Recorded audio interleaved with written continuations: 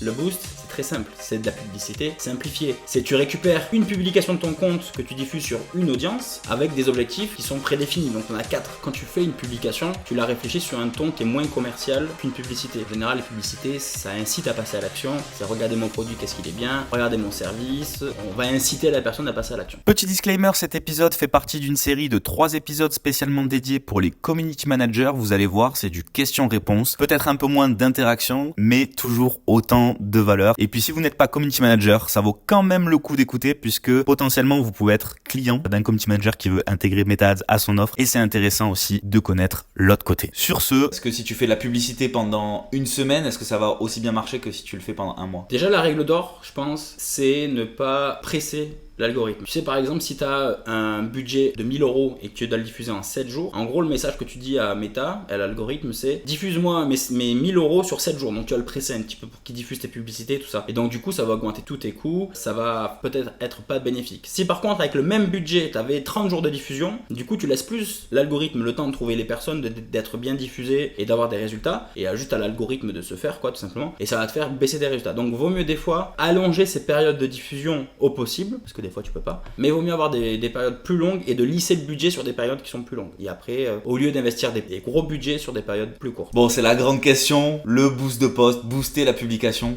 pour ou contre? Bah, je vais pas être contre, parce qu'effectivement, c'est la porte d'entrée vers la publicité, on va pas se mentir, et qu'il y en a beaucoup qui s'en servent. Par contre, il faut être conscient de l'utilité de ce boost de poste. Effectivement, si on s'en sert, comme on le dit depuis et qu'on le répète, pour trouver des clients et quoi que ce soit, ça risque d'être compliqué. Pour une notoriété locale, pour générer de l'engagement sur ses posts, pour gagner du trafic sur le site, pour générer des visites sur un profil, ça c'est des objectifs qui sont atteignables et qui sont parfaits pour le boost de poste. Par contre, le boost, c'est très simple, c'est de la publicité simplifiée. C'est tu récupères une publication de ton compte que tu diffuses sur une audience avec des objectifs qui sont prédéfinis, donc on a 4. Et donc du coup, si tu vas aller au-delà, t'es un petit peu limité. Tu voudras mieux aller passer sur le gestionnaire de publicité qui te permettra notamment de diffuser sur plusieurs audiences, de faire du retargeting et même d'utiliser des contenus publicitaires qui ont été spécialement prévus pour de la publicité et pas forcément une publication de ton compte. Si on sait dans quoi on s'engage, c'est nickel, je suis pour le boost. Si on ne sait pas et qu'on veut avoir d'autres résultats autres que ce qu'on a annoncé, je suis contre. Tu répètes souvent qu'un très bon post fait une très bonne publicité. Est-ce que tu peux nous en dire un peu plus? Quand tu fais une publication, tu la réfléchis sur un ton qui est moins commercial qu'une publicité. En général, les publicités, ça incite à passer à l'action. C'est regarder mon produit, qu'est-ce qu'il est bien, regardez mon service. On va inciter la personne à passer à l'action. Quand on réfléchit une publication, en général, on essaie de transmettre de la valeur à sa communauté, aux gens qui vont nous découvrir. On a un aspect qui est moins commercial. Effectivement, à la fin, il y a un appel à l'action du style abonnez-vous, visitez notre site pour en savoir plus, lien en bio, mais il y a quand même cette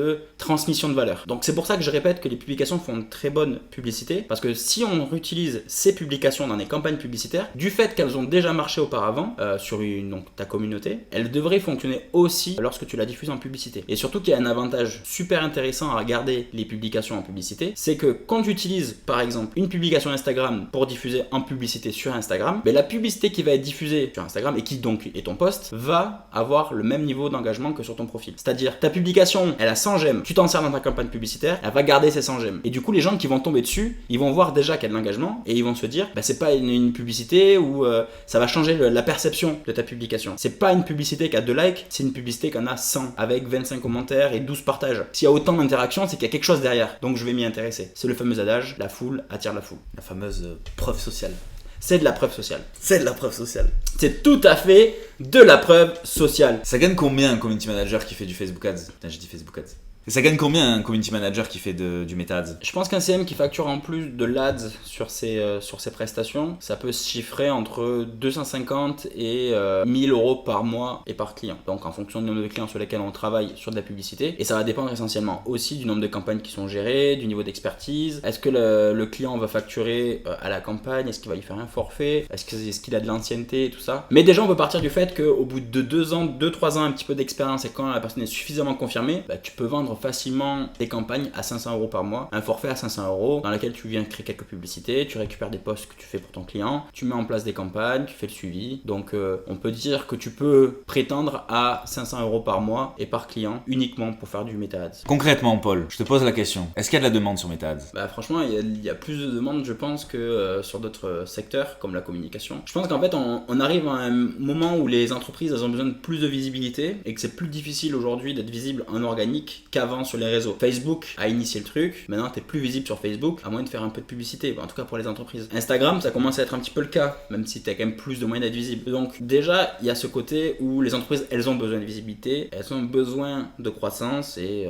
donc forcément, on se tourne vers la publicité. Donc oui, il y a une forte demande. Nous, on a une cliente qu'on a accompagnée qui a carrément arrêté de faire de la déprestation de CM pour ne se tourner que sur l'Ads, parce qu'en fait, elle s'est venue tout seule pendant un an qu'elle a fait CM et Ads. Elle s'est rendue compte qu'elle avait plus de demandes en Ads qu'en CM et que ça lui plaisait plus aujourd'hui de faire de l'Ads à 5 ans d'ancienneté sur du CM. Donc un petit virage stratégique au niveau de ses prestations, mais c'est pour montrer quand même un petit peu l'engouement qu'il y a derrière la publicité. Et puis moi, à titre perso, quand j'ai commencé en 2018 en tant que freelance sur de la publicité, j'ai vite remarqué qu'il y avait quand même un fort besoin déjà à l'époque. Donc je pense qu'aujourd'hui, ça s'est encore plus amplifié. Est-ce qu'on pourrait dire que Meta Ads, c'est un peu la solution contre les publications organiques, c'est-à-dire qu'il faut faire à chaque fois de la routine, créer du contenu, faire de la prospection, etc.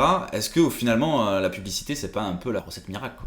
Non, alors la recette miracle, ça l'est pas croire qu'on est des magiciens. Mais en tout cas, c'est une solution à beaucoup de choses. Si on fait que de l'organique, effectivement, pour développer son compte, faire des routines de croissance, faut aller engager, faut aller sur des hashtags en particulier. Enfin, il y a beaucoup d'efforts qui sont faits. Par contre, quand on fait de la publicité, on peut du coup s'émanciper de 80% de ces tâches-là. Parce que tu vas te faire découvrir auprès d'une audience cible, parce que tu vas diffuser ton contenu, parce que tu vas pouvoir toucher toutes les personnes de ton audience. Donc du coup, ça va amplifier les efforts que tu fais, même avec des petits budgets en soi. On a eu un commentaire sur une de nos publications où la personne dit: moi, on m'a dit que l'Ads ne servait à rien, qu'il fallait d'abord que la personne ait déjà beaucoup de clients pour que cela fonctionne. Alors, un instant, je retire mes lunettes.